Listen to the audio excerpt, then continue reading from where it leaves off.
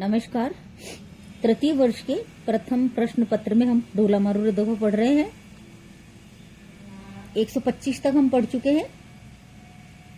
आगे किस प्रकार से मारवाणी संदेश वाहक के साथ अपनी विरह व्यथा को अभिव्यक्त करते हुए लौकिक उदाहरणों के द्वारा संदेश वाहक को अपना संदेश कह रही है, ढोला को आने के लिए संदेश भिजवा रही है, ये हम पढ़ रहे हैं। आगे के दोहे में मारवाणी ये कहती है, पंथी एक संदेश डऊं लग ढोलई पहचाई, तनमन उत्तर बाल यूं दक्षिण वाजे आए। ये एक लोक उपमा है कि जो उत्तर की हवा है वो गर्म होती है और जो दक्षिण की हवा है वो ठंडी होती है। तो ये कह रहे हैं कि हे पथिक, एक संदेश ढोला को कहना कि मेरा तन मन है वो उत्तर की हवा ने पूरी तरह जला दिया है, अब तुम दक्षिण की हवा बन करके और इसको शीतल कर दो।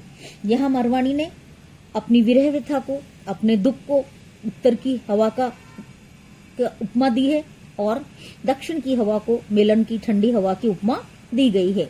तो मारवाणी संदेश वाहक के साथ ये संदेश भेज रही है कि मेरा जो हृदय है या मेरा जो मन है उत्तर की हवा के जब गर्मियों में चलती है तो जैसे पूरी तरह से झुलसा देती है, पूरी तरह से गर्मी का दुख है वो शरीर को व्याप्त हो जाता है, उसी प्रकार से विरह मुझे सता रहा है। आगे के दोहे में बता रही है, पंथी एक संदेश डो लग ढोलई पहचाई, विरह महाविष तन वसई ओखद दिए न आए। कह रहे हैं इसमें उन्होंने विरह को महाविष की संज्ञा दी है कि विरह रूपी महाविष है, उसने मेरे तन में निवास कर लिया है, तन में पूरी तरह वो बस गया है। क्यों कि अगर मिलन नहीं होगा तो विरह खत्म होगा ही नहीं। तो अब तुम क्या करो, ओखद यानी औषध, कि अब तुम इसकी औषधि आकर के मुझे दो। अब विरह की औषधि निश्चित रूप से मिलन है, इसलिए इस उदाहरण के द्वारा, इन उपमाओं के द्वारा मारवाणी संदेश वाहक को साथ ये संदेश भेज रही है कि विरह रूपी जो महाविष है वो मेरे तन में पूरी तरह निवास कर चुका है, इसलिए अब तुम आकर के इसकी औषधि करो, मिलन रूपी दवा से ये विष दूर होगा, अन्यथा मारवाणी का जीवन ही नष्ट हो सकता है। पंथी एक संदेश लग ढोले पहचाई, विरह बाग वनि तनि वसई सेहर गाजे आए। वो कह रही है, देखो कैसे कैसे उदाहरण उन्होंने कवि ने मारवाणी की विरह व्यथा को अभिव्यक्त करने के लिए दिए हैं कि विरह रूपी जो बाघ है वो मेरे तन मन में निवास कर रहा है, अब तो सिंह के समान आकर गर्जना करो ताकि ये विरह रूपी बाघ है वो यहाँ से चला जाए, ये तुम्हारे डर से भाग जाए। यहाँ भी नायिका के विरह को कवि ने बाघ की उपमा दी है और मिलन को सिंह की उपमा दी गई है।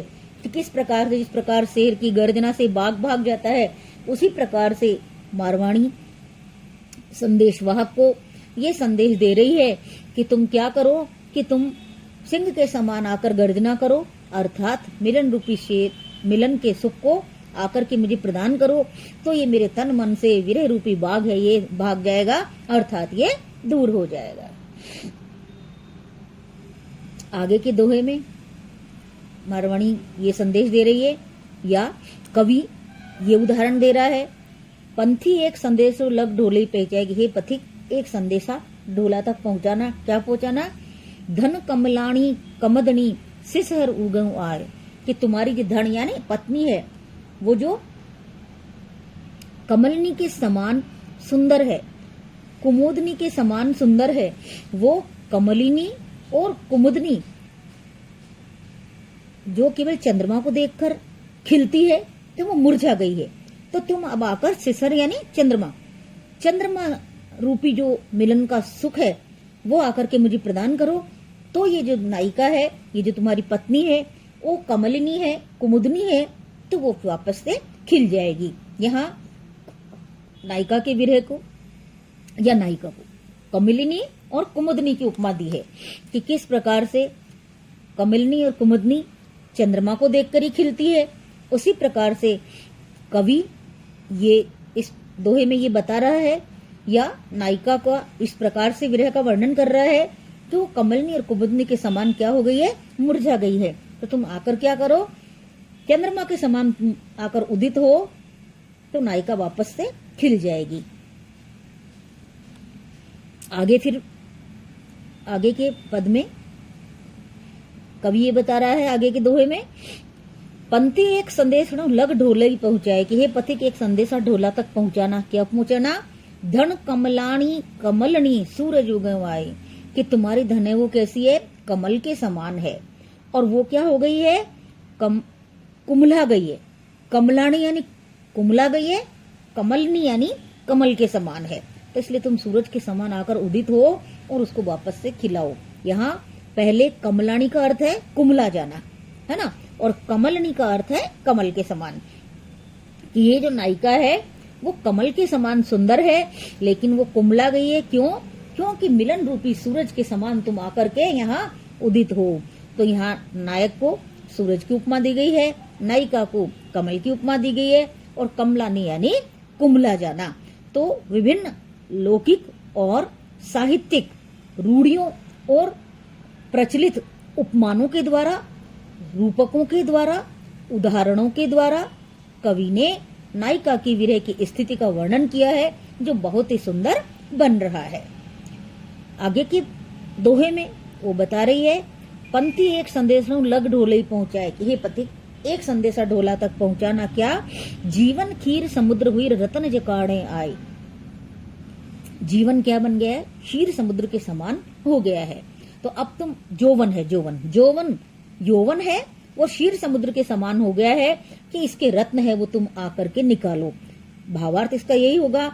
यौवन को क्षीर समुद्र की उपमा देने का मतलब यही है कि नायिका यौवनवती हो गई है, अब तुम आकर के इस यौवन में से मिलन रूपी रत्न है, या प्रेम रूपी रत्न है, या मिलन सुख के जो रत्न है उनको तुम आकर के प्राप्त करो।